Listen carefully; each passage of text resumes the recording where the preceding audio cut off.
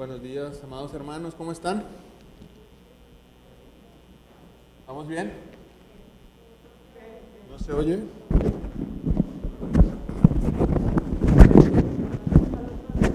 ¿Sí? ¿Ahí se escucha?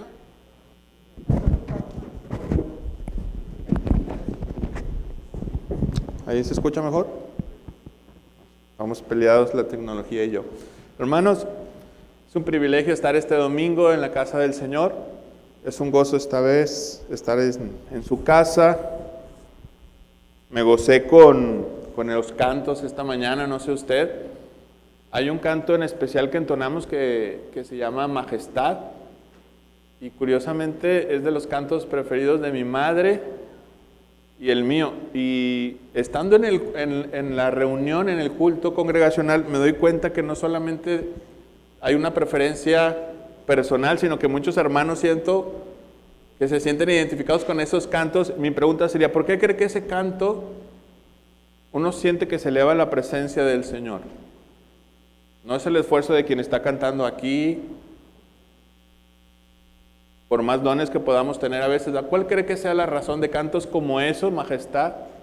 El pueblo de Dios se goce de una forma espontánea y natural. El reconocimiento de Dios. ¿Hay alguna otra idea? ¿Por qué cree que esos cantos nos causan gozo? ¿Alguien sabe? ¿Alguien dar una opinión? Aparte, yo creo que cantos como eso es como dice el hermano Daniel, exaltan a Dios, exaltan a Cristo y el Espíritu Santo que descansa en cada creyente de forma natural, exalta y se goza con su Dios. Bueno, hermanos, vamos a ver la lección número 22. Precisamente esto lo digo porque una de las causas que vamos a estar leyendo el libro de Colosenses, lo cual le pido que tenga su Biblia abierta, por favor. Cristo, mejor dicho, el apóstol Pablo, dedica gran esfuerzo en exaltar y colocar a Cristo en el lugar que le corresponde. Hay exaltaciones de las más hermosas que podemos encontrar en el Nuevo Testamento, como en el capítulo 1, verso 15 hacia adelante, donde Pablo define quién es Cristo. Y él con frases como Él es la imagen de Dios mismo, el primogénito de toda creación. Exalta a Cristo, lo coloca en su lugar. Pero vamos a ver, abra su Biblia por favor en el libro de Colosenses, que vamos a estar dando podemos decir, un cuadro general de esta clase que es la santidad de la iglesia. Y esta santidad había estado amenazada por ciertas herejías. Y vamos a estudiar esta mañana cuáles eran estas herejías y cuáles son las consecuencias que tenían para ellos hace casi 2000 años y para nosotros. Una introducción general, hermanos. La iglesia de Colosas pertenecía a la región de Frigia. Si usted en su Biblia tiene atrás unos mapas, se dará cuenta dónde está ubicada la iglesia de Colosas. Es muy probable que el apóstol Pablo no haya fundado directamente la iglesia de Colosas, con toda seguridad. Pero un hombre llamado Epafras escuchó el mensaje en Asia Menor, en boca del apóstol Pablo, y cuando él regresa a su ciudad, que es Colosas, funda la iglesia de Colosas. Entonces, es muy probable que el fundador sea ese hombre que vemos en el capítulo 1, Epafras. Pero Epafras, cuando funda la iglesia en Colosas, se da cuenta que surgen herejías que están acechando a la iglesia naciente de Colosas, por lo cual va con el apóstol Pablo a prisión y le extiende sus inquietudes. El apóstol Pablo, para solucionar todas las inquietudes que tiene Epafras en la iglesia de Colosas, lo que hace es escribir lo que nosotros conocemos, la carta a los colosenses. Esa es más o menos la razón por la que fue escrita. Ahora, ¿cuál fue el motivo? La suficiencia de Cristo estaba siendo sutilmente cuestionada. Por eso no notaremos el uso de palabras de Pablo, Pablo usa palabras tan reiterativas como plenitud, repite todo, Cristo es todo en todos, Cristo es la plenitud de Dios, en Cristo está todo el conocimiento de Dios. Y si usted, le pido que lea Colosenses, la carta en su casa, lo ideal tal vez habrá sido que lo hubiera dicho ayer, ¿verdad?, en el grupo de WhatsApp y hubiéramos venido preparados. Pero en cada versículo usa sinónimos, usando palabras todos, plenitud, Cristo es todo. Y esto no surge de la nada, era porque la iglesia de Colosas se estaba filtrando la idea de que Cristo evidentemente era el Salvador del mundo, pero era necesario la ley, era necesario Cristo más la ley para ser reconciliado con Dios. Cristo más las fiestas judías, Cristo más la observancia estricta del día sábado, y vamos a ver otras cosas más que estas herejías se echaban a la iglesia de Colosas. Entonces Cristo no era suficiente como Salvador, sino Cristo más otra cosa. Por eso Pablo exalta a Cristo y él reiteradamente dice, no, Cristo es el todo. Toda la sabiduría de Dios está en Cristo. Pablo entra en rescate de la verdad del Evangelio y coloca a Cristo, como vemos, en su lugar. Él en la carta a los Colosenses dice, Él es la cabeza de la iglesia, Él es antes de todas las cosas. En Él están todos los tesoros de la sabiduría de Dios. La herejía no consistía en olvidarse de Cristo, sino colocar a Cristo y algo más para salvación y reconciliación con Dios. Esa era la herejía, y quisiera que nos quedara claro, hermanos, que esa es la base que el apóstol Pablo quiere luchar contra esta herejía. No era olvidarse de Cristo, era poner nuestra salvación en Cristo y en algo más, aunque ese más algo parecía algo lícito. Pero Pablo enseña que todo lo demás, todas las figuras del Antiguo Testamento, aún guardar los días, las fiestas, solamente eran una sombra, un reflejo de lo que Cristo iba a hacer de forma perfecta. Había un extraño sincretismo, no sé si ha oído esta palabra, sincretismo, es una mezcla. Sincretismo es mezcla. Cuando mezclas una cosa con otra que parecen opuestas y las quieres hacer una. Eso es sincretismo. En Colosas se quería enseñar un judaísmo y un paganismo unidos, y eso llamarlo cristianismo. Algo que podría afectarnos también a nosotros en nuestros días, ¿verdad? Cristo más ciertas filosofías actuales, ¿verdad? Cristo más el humanismo de amar a todos, podría ser un ejemplo, ¿verdad? Aceptaríamos la ideología de género, homosexualidad, aborto, matrimonios del mismo sexo, ¿cómo sería algo de forma sutil? Pues decir que amamos, el cristiano no ama a todos. Nuestra respuesta sería, no, evidentemente sí. Entonces vamos a dar cabida a todos y que cada quien haga lo que bien le parece. Eso podría ser algo sutil. En la iglesia de Colosas, esa era la herejía, la sutilidad de poner a Cristo, la sutileza y algo más. El primer aspecto, hermanos, que vamos a ver, era un elemento judaizante. Colosenses capítulo 2, verso 11. Vale más que el oro esta agüita esta mañana. Ni en la casa tengo. Gloria a Dios por eso. Elemento judaizante. Era Cristo más la ley. Cristo solo no bastaba. Cristo y los reglamentos, los estatutos, las fiestas, las leyes alimenticias de Levítico. Entonces estas personas decían, no, Cristo es el Salvador.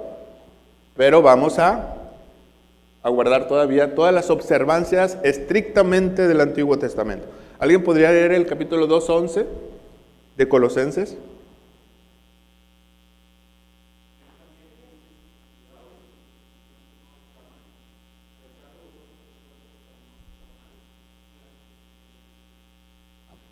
sea, esta gente quería obligar a la iglesia otra vez a la circuncisión, pero Pablo enseña, la circuncisión verdadera ya la hizo Cristo en la cruz.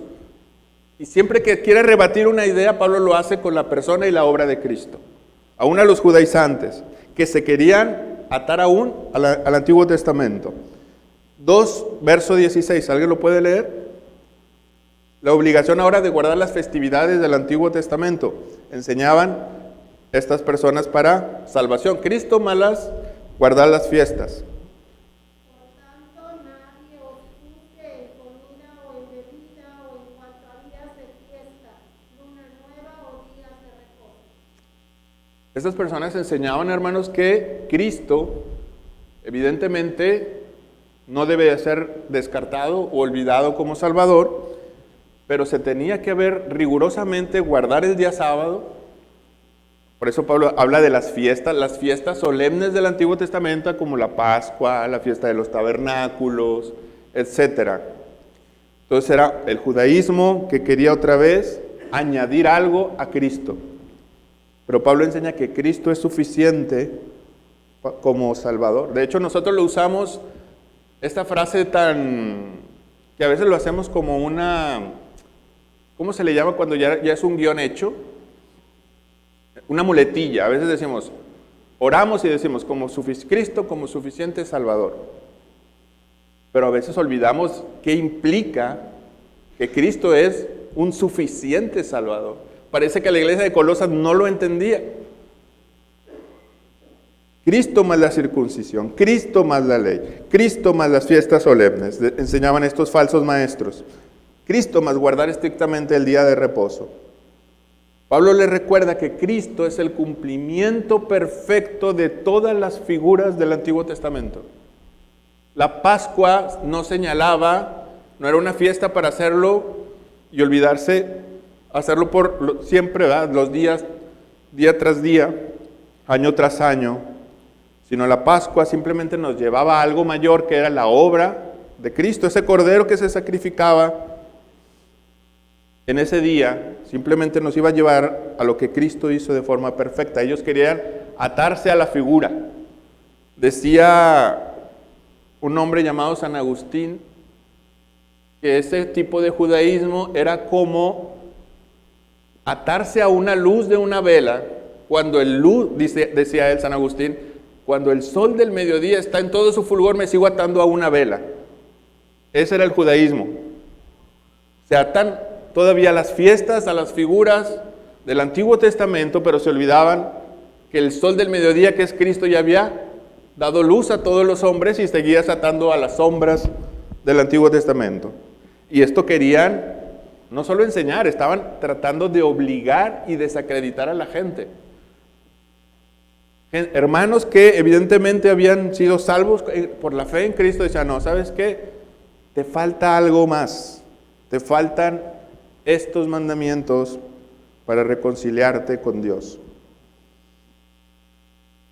Ahora, hoy en día, no sé qué usted tan ligado esté, hermano, a las redes sociales, pero en algunos segmentos del evangelicalismo, o sea, del mundo evangélico, ahora sutilmente nos quieren enseñar o infiltrar el judaísmo en las iglesias cristianas.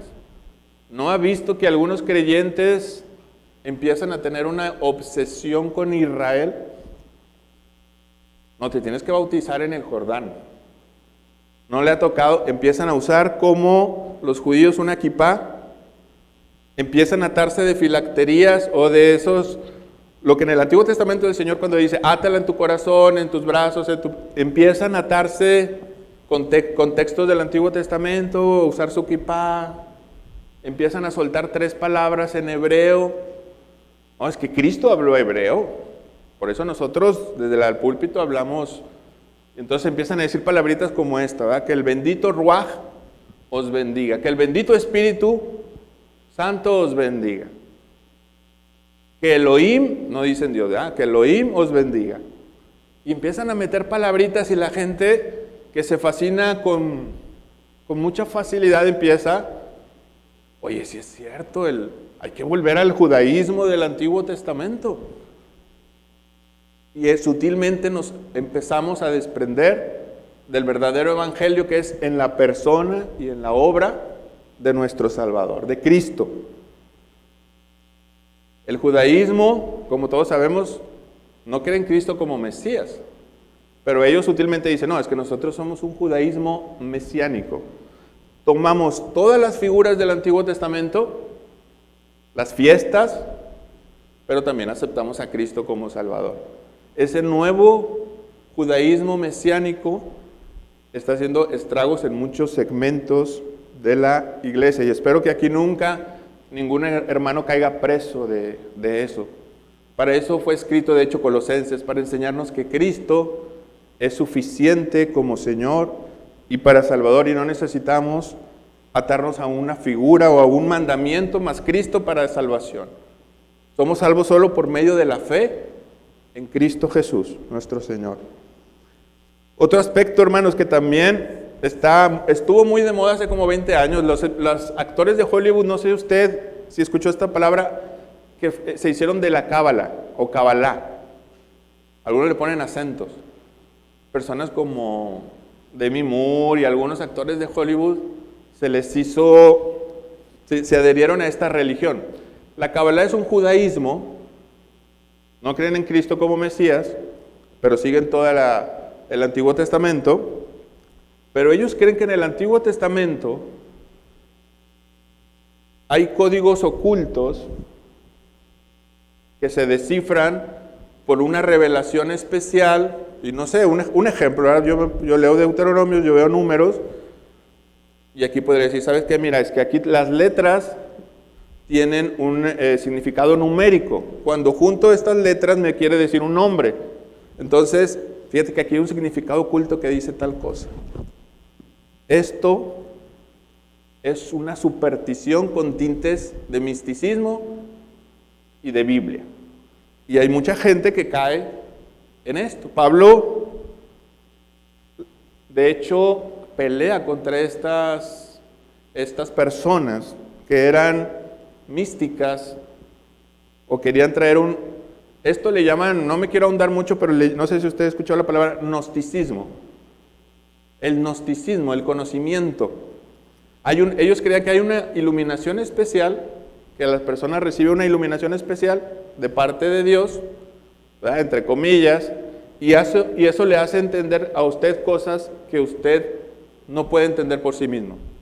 No le llaman al Espíritu Santo, es un misticismo donde hay algo que te hace entender cosas que tú no puedes. Hace aproximadamente 6 años íbamos a evangelizar casa por casa en una invasión evangelística, válgame la redundancia, en una colonia de San Nicolás. Yo iba con mamá y con otras personas de la iglesia. Y me llamó la atención que al tocar una puerta una persona tenía un crucifijo o algo extraño así en su pecho, estaba sin camisa, su mecedora en un short y con una cadenota así. Empezamos a hablar y él recibió nos escuchaba el mensaje, ¿no? Pero conforme pasaban los minutos, él empezaba a decir, ¿sabes qué? Es que ustedes no están en mi nivel espiritual. Ustedes van empezando. Nosotros hemos recibido una revelación que ustedes están como en pañales. Nos estaba diciendo, ustedes están en pañales. No podemos entablar una conversación igual porque nosotros tenemos una revelación. Y él empezó a degradar su opinión hasta llegar al punto de decir, ¿sabes? Cristo en verdad no existió.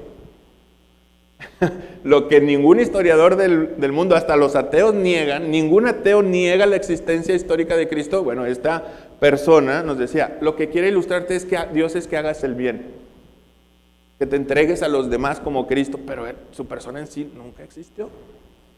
Fíjese la herejía de esta persona. Es muy probable por su conversación, después entendí que él era un gnóstico. Él creía recibir una iluminación especial que nadie recibe, solo él. Y esto es lo que ataca el apóstol Pablo a los colosenses.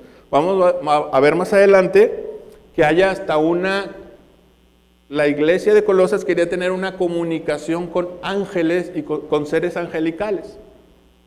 Qué extraña combinación había en Colosas. Judaísmo, un estricto, llevar la ley de una forma estricta, más recibir revelación espiritual, hablar con ángeles, entablar esa conversación. Y Pablo rebate esta herejía que vamos a ver más adelante.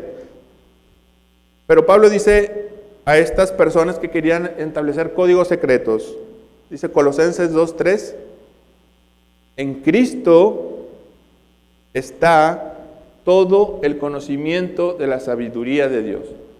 Si alguien se nos acercara, que de hecho hace años, lamentablemente también en una iglesia reformada, ¿por qué hay que enseñar estas cosas, hermanos? Primero, porque la Biblia lo enseña. Segundo, porque son cosas que ocurren. En una iglesia reformada también, aquí en la ciudad, ya me habían advertido, me decía, se te va a acercar alguien, estoy seguro, y te va a decir que vayan a su casa a hacer grupos de estudio. Y yo, bueno, nada más me dijo, estate alerta porque van a ir y te van a tocar el hombro para que vayas. Y dicho y hecho, al final del culto, hermano, ¿me permites un minuto? Claro. Y al final me dice este hermano, ¿sabes qué? Hacemos reuniones de estudio en mi casa por el tecnológico, pero el asunto es este. Nunca has escuchado una revelación, lo que vamos a estudiar te va a causar un revuelo que tú nunca has estudiado eso. Va a ser tan bueno que te vas a picar, en pocas palabras. Pero era una persona, no estoy hablando de un joven, estoy hablando de una persona ya de unos 50 años por lo menos. Sí, varias personas de la iglesia nos congregamos en el TEC. Desde que me dijeron eso, yo ya sabía que era algo herético. Primeramente, una persona ya me había dicho, están predicando una herejía de misticismos y cosas raras. Pero cuando él me dice, nunca has escuchado esto, yo ya sé que me van a hablar de un error. ¿Por qué? Porque estas sutilidades a muchas personas les parecen interesantes, pero Pablo enseña, en Cristo está toda la sabiduría de Dios. Hermano, si te vienen a tocar el hombro como a mí y diciéndote algo que nunca has escuchado, levanta tus antenitas de vinil. Va a haber un error, va a haber una herejía, es casi un hecho que lo va a haber. Pero Pablo enseña que lo más sencillo es lo más profundo. En Cristo está todo el conocimiento de la sabiduría de Dios.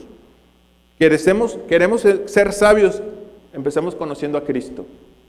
Indaguemos sobre la persona de Cristo. ¿Quién era Cristo? Y Pablo ahí lo hace. Él es la imagen del Dios que dice en primera de Colosenses 1:5. Colosenses 1:15 dice, Él es la imagen del Dios invisible, el primogénito de toda creación.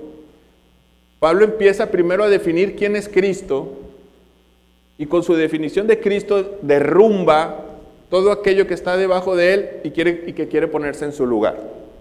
No sé si me explico. La lógica del apóstol Pablo es, antes de combatir este error, pongo a Cristo en su correcto lugar y Él derrumbará todo aquello que quiere ponerse en el lugar de Él. ¿Quieres adorar a un ángel? Dice el apóstol Pablo. Bueno, pues Él es la imagen del Dios invisible, Él es Dios mismo, porque en Él fueron creadas todas las cosas, los que hay en el cielo, en la tierra, dice, visibles e invisibles. Sean tronos, dominios, principados, potestades, todo fue creado para Él. Las potestades se refiere a las huestes angelicales. Dice, ¿quieres acercarte a un ángel cuando es Cristo la cabeza de la iglesia y los ángeles fueron creados para la alabanza de Él? Qué ilógico, ¿no? Le está diciendo a los colosenses, ¿por qué te quieres acercar? Háblale, la nueva era nos enseña, acércate a tu ángel. Háblale. Y un cristiano, pues a lo mejor incipiente puede decir, oye, pues si la Biblia habla de ángeles, en el Antiguo Testamento está Miguel, está Gabriel, pues yo le voy a hablar a mi ángel, ¿no? Pero el apóstol Pablo enseña, Cristo es la cabeza de la iglesia. Cristo es la imagen del Dios invisible. Dice el apóstol Pablo, verso 18, Él es la cabeza del cuerpo, que es la iglesia. No es un ser angelical, Él es la cabeza de la iglesia. Qué insensatez buscar algo inferior para comunicarte con Él cuando tenemos un acceso directo a Dios mismo por medio de su Hijo. Entonces, hermanos, tengamos cuidado porque hoy lo vemos lejano. Pero si en una iglesia reformada me pasó a mí, a veces creemos que por ser reformados estamos completamente blindados del error, pero Satanás es astuto y puede infiltrarse de una u otra manera con el error. Pablo escribe una carta completa para corregir errores y herejías que podían destruir a la iglesia. 2:18, Colosenses 2:18.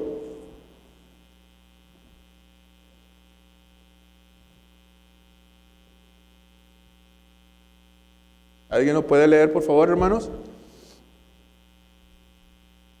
Nadie os prive de vuestro premio, afectando humildad y culto a los ángeles, entremetiéndose en lo que no ha visto, vanamente hinchado por su propia mente carnal. Dando culto a los ángeles. Pareciera que es una locura de predicar esto a una iglesia cristiana, ¿sí o no, hermano? Pues claro, hermano, si Cristo es el que merece la gloria. O sea, pues este hermano Raimundo me viene a enseñar una obviedad. Pero si está en la Biblia es porque el engaño es sutil. Y Satanás no te va a decir, es un error. Satanás es inteligente y tiene siglos de existencia sobre nosotros que le dan ventaja para perfeccionar sus sutilidades. Hoy en día está la nueva era, que son muchas religiones orientales y nos enseñan de una forma, puede ser, les voy a enseñar cómo en Colosenses fue sutil el engaño. Fíjense lo que dice el verso 18. Nadie os prive de vuestro premio afectando humildad y culto a los ángeles. ¿Qué les pareciera, hermanos, si yo dijera lo siguiente? Dios es tan alto y tan excelso que no puedo acercarme a Él. Me tengo que acercar por medio de un ángel, porque pues yo soy tan pequeño, tan imperfecto, pero Dios es tan alto. Me acercaré por medio de uno de sus seres angelicales. Por eso Pablo dice, falsa humildad, dice en el verso 18, afectando humildad. Esta gente se hacía hacerla humilde para no acercarse directamente a Dios, sino por medio de los ángeles. Ahí estaba el error. Parecía humilde. Y ha hecho, cuando una persona es humilde, no necesariamente sincera, puede estar humildemente y sinceramente equivocada. A veces creemos que la humildad es sinceridad, pero aquí la humildad era una humildad satánica porque te sacaba de Cristo y te quería llevar a las criaturas angelicales. Tengamos cuidado. Ahora, ¿por qué ocurría esto? Porque en ese tiempo las religiones paganas le llamaban religiones de misterio, las religiones a Isis, a ese tipo de ídolos. Esas religiones contaban con ángeles, pero el judaísmo decía, pero nosotros conocemos que hay ángeles buenos. Ellos afirman como ángeles malos. Entonces, podemos acercarnos por medio de ángeles buenos a Dios. Entonces el engaño cobraba más sutileza. Tengamos cuidado, hermanos, de esto, ¿verdad? Siempre estarnos tomados Cristo. Cristo es el centro de nuestra adoración. Platicaba con alguien y decía, no, los ángeles están para nuestro servicio. Bueno, están para el servicio de Dios, ¿verdad? Porque hay personas que se quieren dirigir aún a los ángeles. Envío ángeles para que... No, el que envía es Dios. No están para nuestro servicio. Pero estos nuevos movimientos como el New Age, etcétera, nos quieren desviar de todo esto y separarnos sutilmente de la obra de Cristo.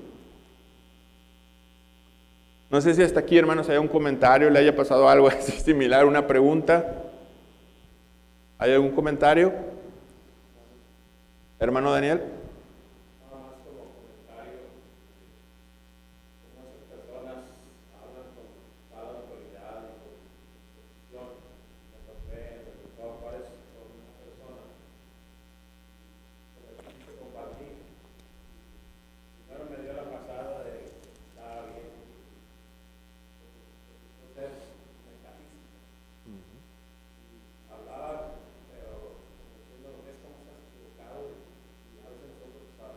Nos achicamos.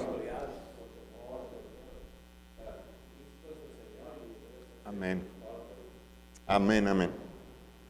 De hecho, esto, tal vez necesitaríamos ahondar un poco más, pero el gnosticismo que hoy se enseña, que yo trabajo en el centro de la ciudad, aquí en Monterrey, y con frecuencia ven los postes, dice, año del acuario, movimiento gnóstico, y siempre es la misma persona, no sé por qué, ¿verdad? Es como el logo que ellos tienen, un hombre así como Smokey, ¿no? O algo así, ¿no?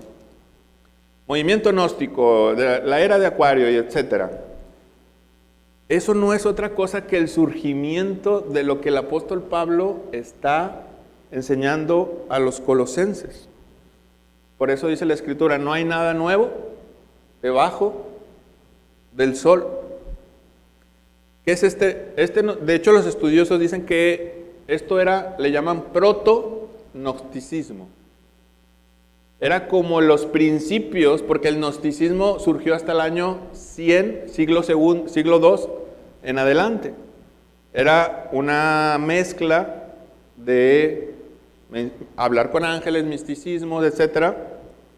Ellos querían que recibieran un conocimiento especial y de ahí y ellos hablaban mucho de la iluminación, ¿verdad? Los gnósticos decían, bueno, eran energías tremendas, ¿verdad? Los gnósticos decían que el Dios del Antiguo Testamento no es el Dios del Nuevo Testamento, que el Dios del Antiguo Testamento era violento, iracundo, el Dios de guerra, y el Dios del Nuevo Testamento es un Dios de paz, de amor, de poner la otra mejilla, etc. Pero probablemente después podamos ahondar un poco más, ¿verdad? Sobre este gnosticismo que ahora está afectando mucho en parte de las iglesias evangélicas.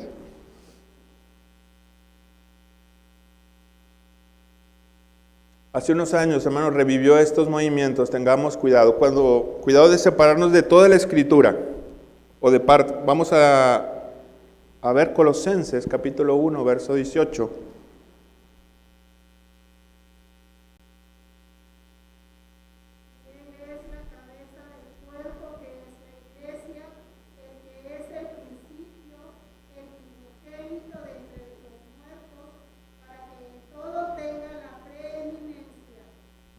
Amén. Cuando el error surge, el apóstol Pablo no se complica mucho. Él, si analizan, su argumento es Cristo y su obra. Él no empieza a hacer una disertación muy profunda. ¿Quieres adorar a ángeles? Cristo es la imagen de Dios mismo, el primogénito de toda creación. Porque aún los tronos, potestades, huestes celestiales fueron hechos para él. O sea, el apóstol Pablo no entra en una disertación filosófica muy profunda, sino precisa, clara, sencilla. Las personas judaizantes querían decir, ok, Cristo más la ley. El argumento de Pablo es el siguiente, 2:14. Colosenses 2:14. Para aquellos que querían atarse otra vez a las figuras del Antiguo Testamento y de la ley más Cristo, el apóstol Pablo vuelve otra vez a su lógica que es cristocéntrica y dice, anulando el acta de los decretos que había contra nosotros, que nos era contraria, quitándola de en medio y clavándola en la cruz, y despojando a los principados y a las potestades, los exhibió públicamente, triunfando sobre ellos en la cruz. El apóstol Pablo enseña que esa acta, que es la ley, y que aquellos falsos maestros querían otra vez obligar a llevar todos los 613 mandamientos del Antiguo Testamento,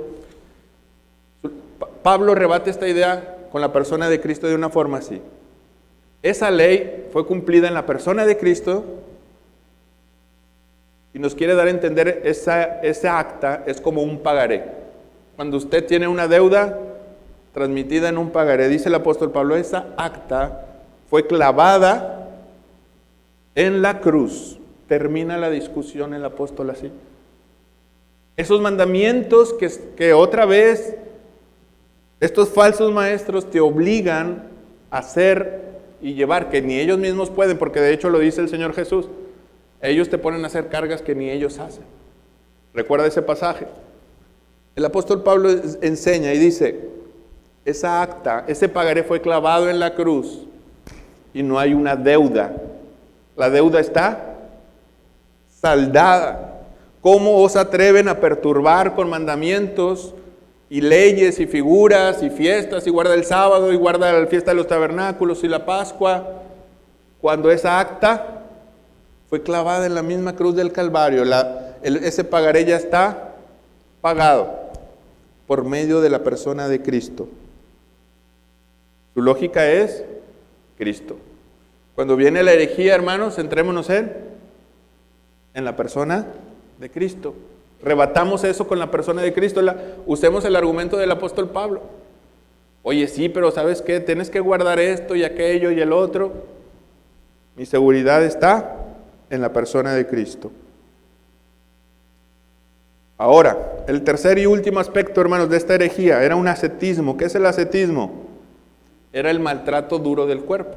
Estas personas, esta enseñanza herética decía, bueno, la ley, comunícate con los ángeles y por último, lleva un estricto trato de tu cuerpo. Por eso el apóstol dice, nadie os prive de bebida, comida, porque todo esto no tiene poder contra la carne. Colosenses 2:16. ¿Alguien puede leerlo, hermanos?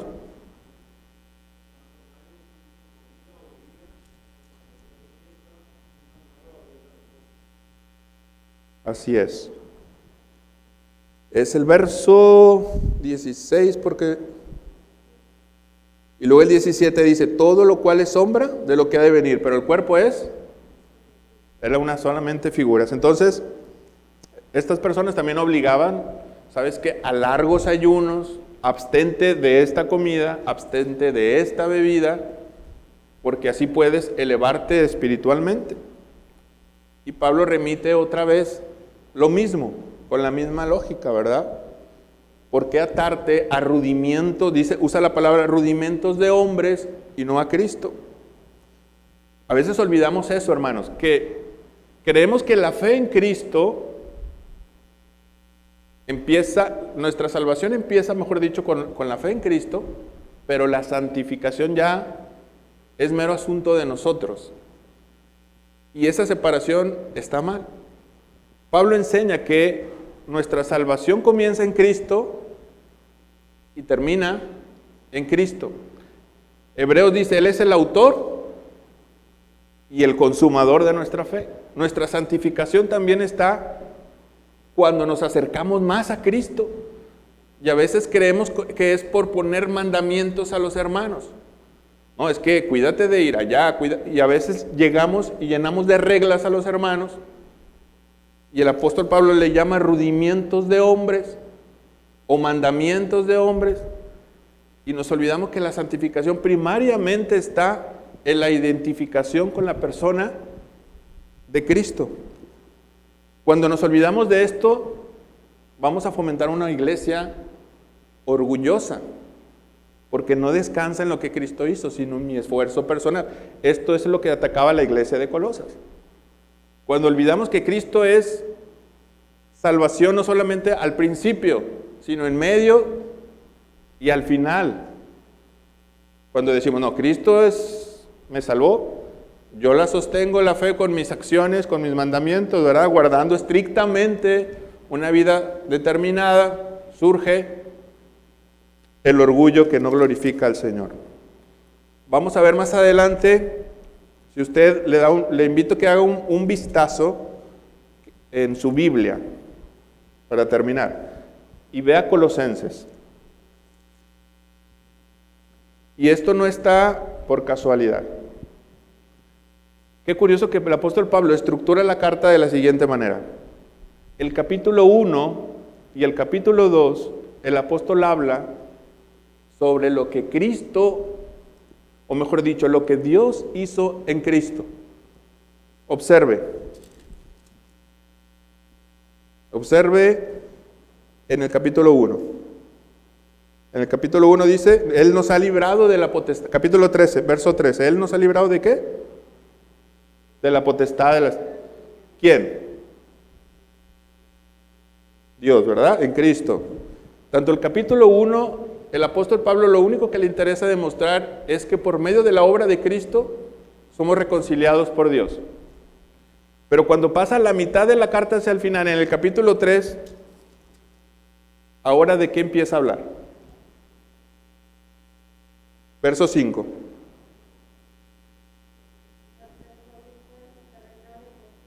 Empieza a dar instrucciones precisas. Primero, la lógica de Pablo es, yo te enseño lo que Cristo hizo por ti, 1 y 2, y ahora lo que a ti te corresponde vivir dignamente conforme a lo que Cristo ya hizo por ti. Pero si invertimos ese orden, automáticamente es legalismo. O sea, Pablo enseña gracia, usted invierte ese orden y es legalismo. Si yo le digo a la persona y me olvido de Cristo y le digo, tienes que hacer eso, y la persona se esfuerza por hacer eso, primero, va a fracasar porque no tiene el Espíritu Santo. No lo he llevado a Cristo, ¿verdad? A veces en el evangelismo queremos invertir el orden ya divino. El orden divino es, enseña lo que Dios ha hecho por medio de Cristo. Y después insta a la persona a vivir a conforme a lo que Dios ya hizo en Cristo, por medio de Cristo.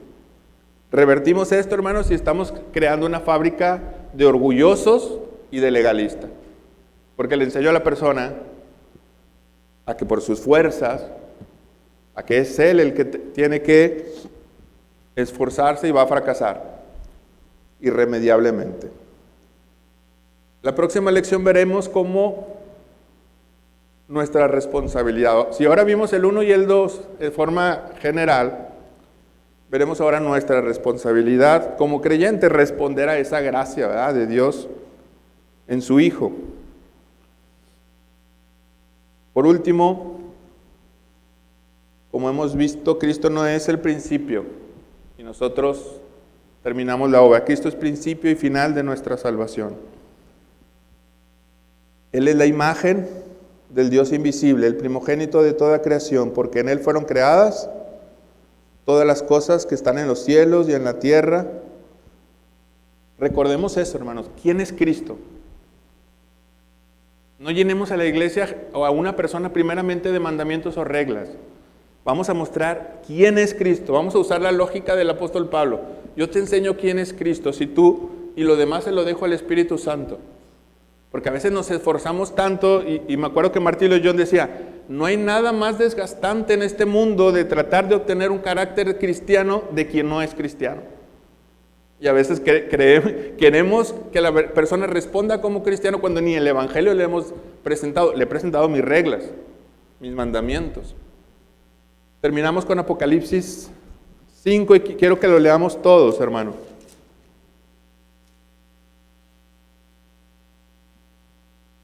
Que nunca olvidemos que el centro de nuestra fe es una persona. El centro de nuestra fe no es un mandamiento, eso viene como consecuencia. El centro de nuestra fe es una persona, repito, y no me voy a cansar de repetirlo. El Evangelio enseña eso, es Cristo. Vamos a leer, ¿le parece? Todo el capítulo 5 y con eso terminamos. Ya no, le prometo no decir ni otra palabra. Vamos a leer y para recordar quién es Cristo. Creo que es de los pasajes más conmovedores del Nuevo Testamento ver quién es Cristo, qué hizo Cristo. ¿Le parece si lo leemos todos juntos? Al unísono. Así como se escuchó hermoso la alabanza, todos juntos, que la lectura de la palabra también se escuche así de hermoso también. Y vi en la mano derecha del que estaba sentado en el trono un libro, escrito por dentro y por fuera, sellado con 7 sellos. Y vi un ángel fuerte que pregonaba a gran voz: ¿quién es digno de abrir el libro y desatar sus sellos?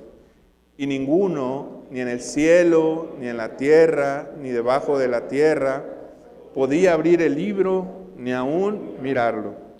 Y lloraba yo mucho, porque no se había hallado a ninguno abrir el libro, ni de leerlo, ni de mirarlo. Y uno de los ancianos me dijo: no llores, he aquí el león de la tribu de Judá, la raíz de David, ha vencido para abrir el libro y desatar sus 7 sellos.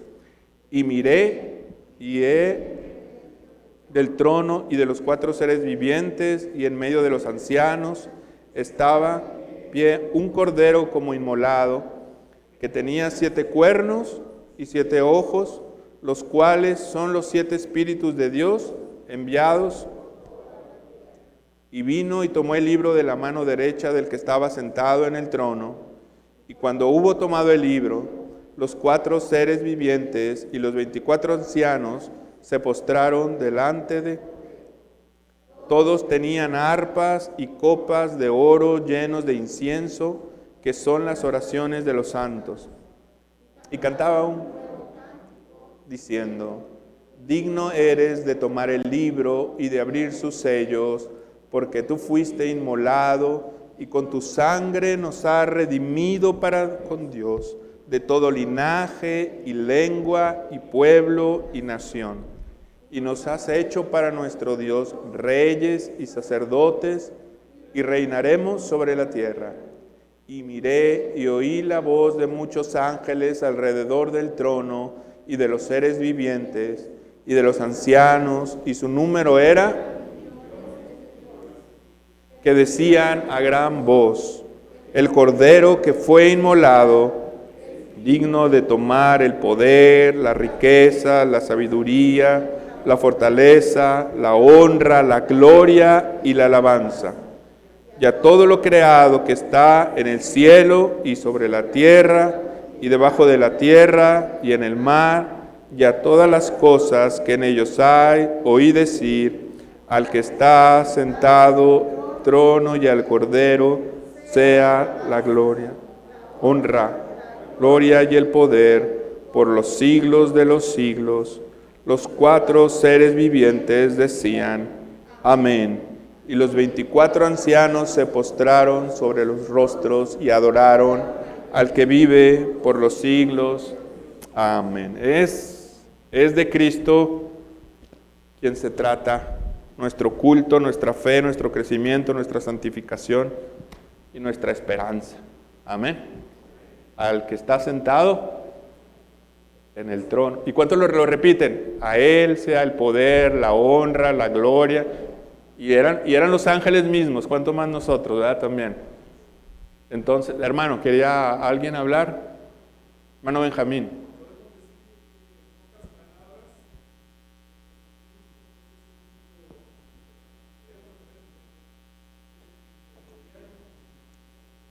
Amén.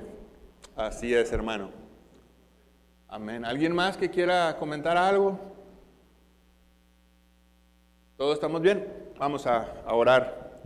Bendito Padre Celestial, muchas gracias por tu palabra. Gracias, Señor, porque nos has dado todas las cosas en Cristo, Señor, como enseña tu palabra. Tenemos plenitud en Él.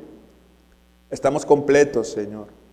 No nos hace falta nada. Toda la sabiduría tuya está en la persona de tu Hijo, Señor. Estamos completos. Bendito seas, Señor, porque no nos falta nada si tenemos a tu Hijo. Te rogamos que podamos entender, Señor, comprender en esta mañana más sobre tu Hijo, entenderlo y amarlo, Señor, y compartir de Él, de ese gozo, Señor, que sentimos en nuestro corazón al saber que tenemos un Salvador completo, eficiente, Señor, que no hay nada que le falte, Señor, en su persona, en su obra, que descansemos en ese poderío, Señor. Muchas gracias. Te ruego que a mis hermanos nos sigas bendiciendo, Señor, los sigas guardando en esta semana, que sea de gran bendición, que sea de edificación, Padre. Te damos gracias por tu amor y tu misericordia, en el bendito nombre, Señor, de tu Hijo Jesús. Amén.